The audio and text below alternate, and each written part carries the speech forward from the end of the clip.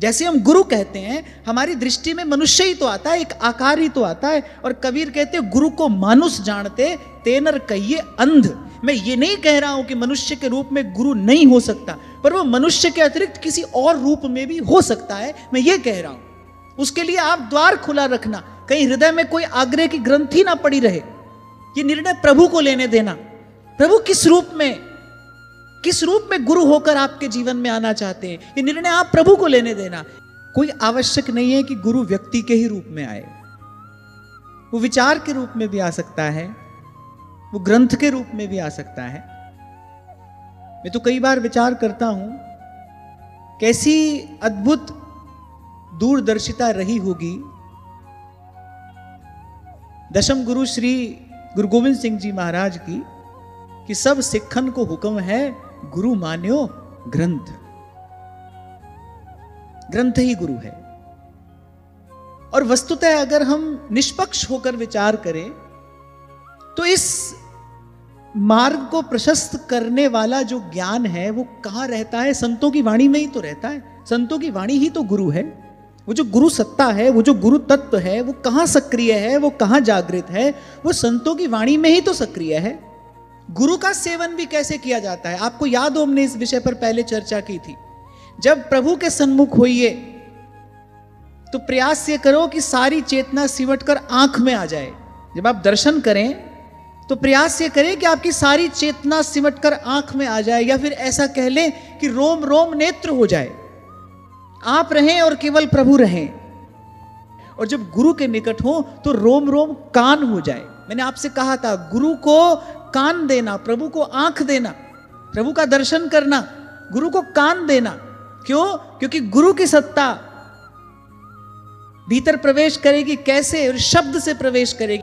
गुरु के शब्द को पीना है, गुरु के शब्द को ग्रहण करना है। वहीं से गुरु हृदयांधकार दूर करेगा। वो जो मोह का अंधेरा है, गुरु कैसे दूर करेगा? गुरु की सत्ता कैसे अपना कार्य करेगी? वो सत्ता सक्रिय कहां है? वो सत्ता सक्रिय है अपने शब्द में, अपने विचार में।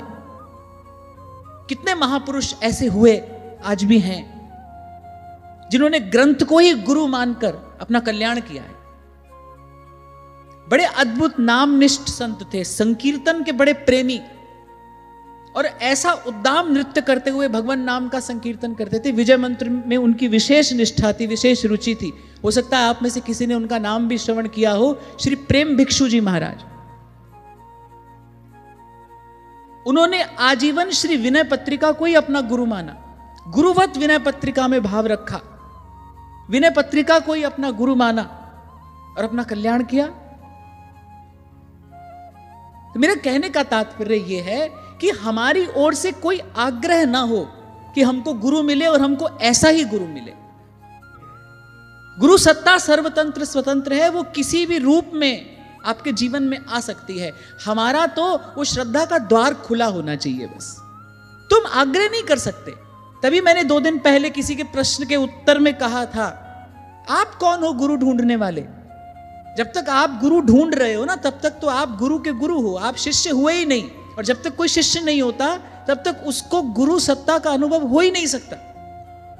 हमको कुछ नहीं करना है, हम कुछ कर भी नहीं सकते, हम केवल अपना पात्र तैयार कर सकते हैं। इसलिए मैं सदा आपसे कहता हूं, भगवान नाम का आश्रय लीजिए, हरि नाम जपिए, हरि नाम रटिए, हरि नाम गाइए, संतों की वाणी का सेवन करो। जिस दिन आप में वो पात्रता तैयार होगी, गुरु आ जाएगा, पहुंच जाएगा, किसी ना किसी रूप में आ जाएगा। और एक और बात मैंने आपसे कही थी, जब वो आएगा ना वो अपना परिचय देगा, ना आपको परिचय की आवश्यकता होगी। वो जो अंतर्यामी है ना, वो आपको संकेत करेगा।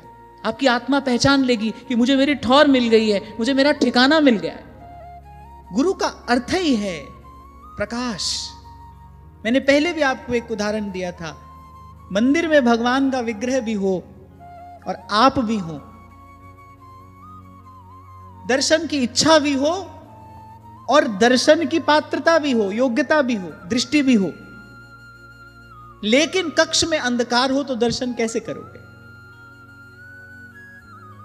जब गुरु के प्रति देह बुद्धि की जाती है, जब गुरु के प्रति मानव बुद्धि की जाती है, तभी सब प्रकार के प्रश्न खड़े होते हैं। जैसे ये समझ में आ जाए कि गुरु किसी व्यक्ति का नाम नहीं है, गुरु कोई व्यक्तित्व नहीं होता, गुरु तो सत्ता है, वो प्रकाश है, बस उसी समय सब प्रश्नों का उत्तर मिल जाता है, सारी गांठ खुल जाती है, सब संशयों का समाधान हो जाता है।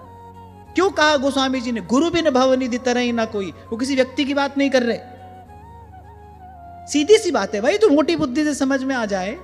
आपको भगवान का दर्शन करना है, भगवान का विग्रह सन्मुख विराजमान है, आपको इच्छा भी है दर्शन करने की, और आपको आंख भी दी है भगवान ने, आप देख भी सकते हो, सब है। लेकिन यदि गर्भगृह में प्रकाश नहीं होगा कैसे दर्शन करोगे? दर्शन प्रकाश से ही तो हो रहा है। सब होने पर भी प्रकाश ना हो तो दर्शन नहीं हो सकता।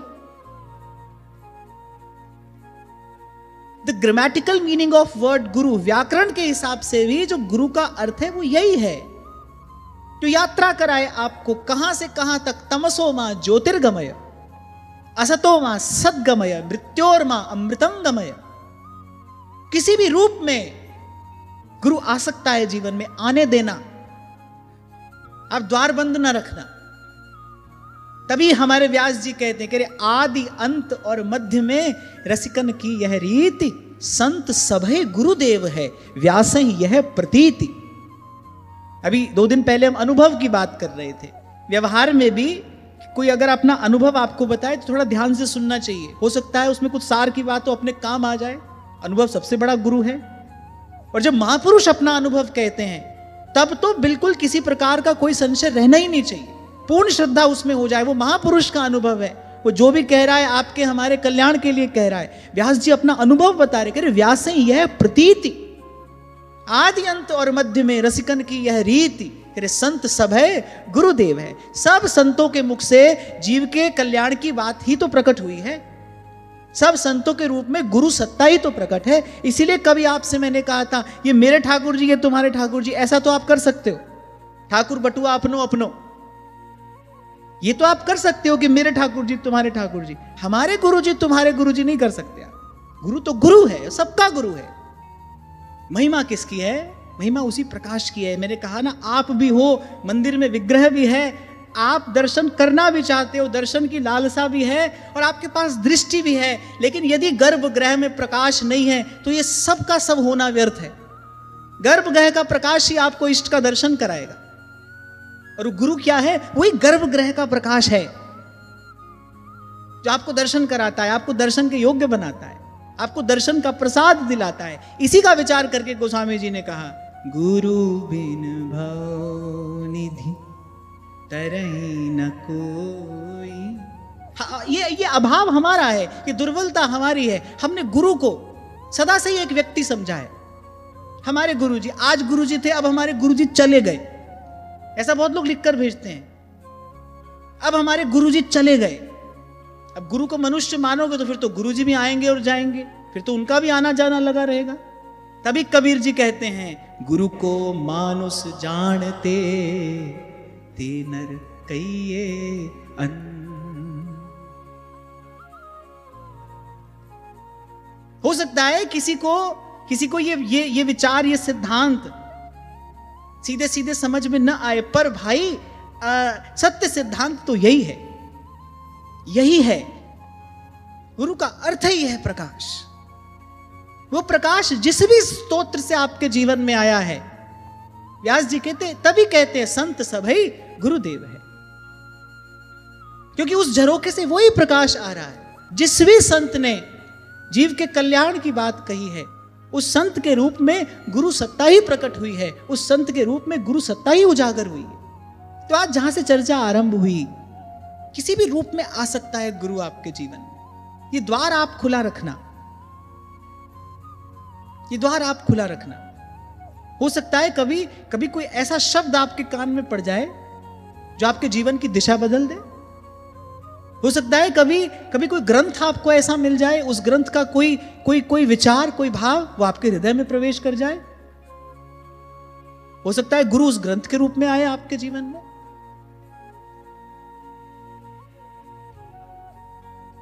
कितने लोग अपने हृदय का भाव लिखकर भेजते हैं, सत्संग की कृपा से जीवन बदला, सत्संग की कृपा से जीवन बदला। वो जीवन बदलना क्या है? असतो मां सद्गमय, तमसो मां ज्योतिर्गमय, मृत्योर मां अमृतंगमय। जीवन बदलना क्या है? माने हम अंधकार से प्रकाश की ओर चल रहे हैं, अभी तक भूल रहे थे, भटक रहे थे, अब मार्ग दिखाई पड़ने लगा है। वो किसकी कृपा है, किसकी महिमा है? हमारी तुम्हारी नहीं है भाई, हमारी तुम्हारी नहीं। इसीलिए साक्षात्कार ईश्वर का हुआ है, साक्षात्कार ईश्वर का हुआ है। और नानक कहते हैं वाह गुरु, वाह गुरु। वो जय जयकार गुरु की कर रहे हैं। गुरु प्रसाद जप आद सच जुगाद सच, है भी सच नानक होसी भी सच।